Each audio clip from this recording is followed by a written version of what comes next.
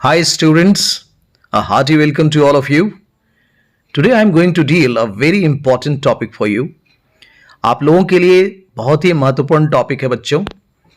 English honours के बच्चों को, स्टूडेंट्स को पीरियड्स ऑफ इंग्लिश लिटरेचर का ज्ञान अवश्य होना चाहिए. They must know the periods of English literature. अगर वे नहीं जानेंगे तो उनकी नॉलेज जो है इनकम्प्लीट मानी जाती है. तो आपके लिए बहुत ज़रूरी है कि आप इंग्लिश लिटरेचर के जितने भी पीरियड्स हैं उन्हें अच्छे तरीके से समझें और जानें, तब आप एक complete student of English honours कहलाएंगे.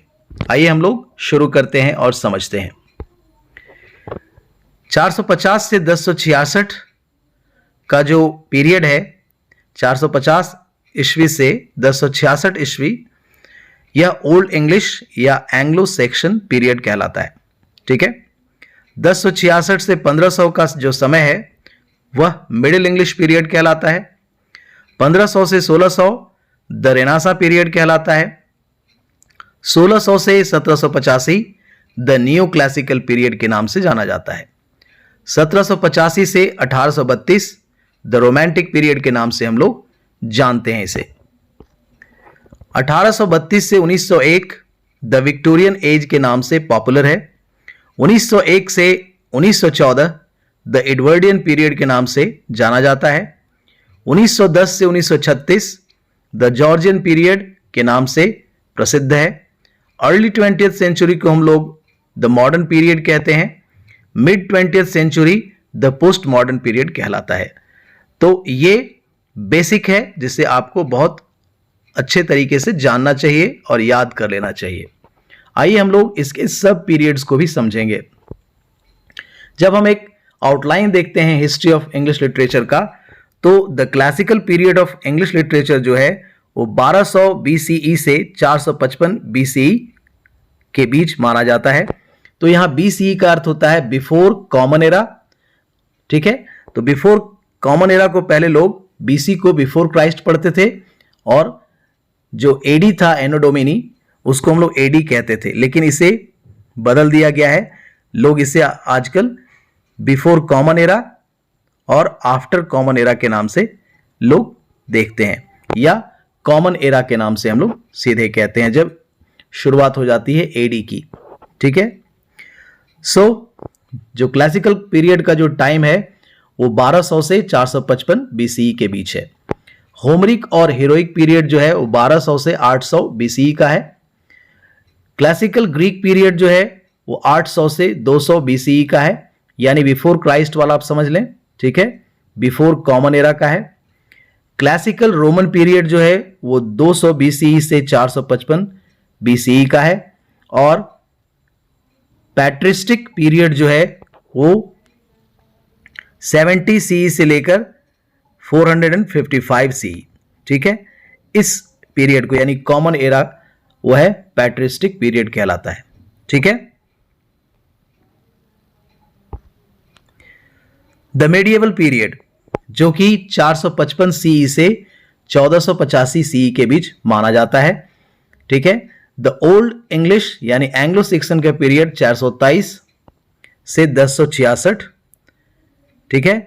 ये कॉमन एरा का पीरियड द ओल्ड इंग्लिश या एंग्लो सेक्शन पीरियड कहलाता है.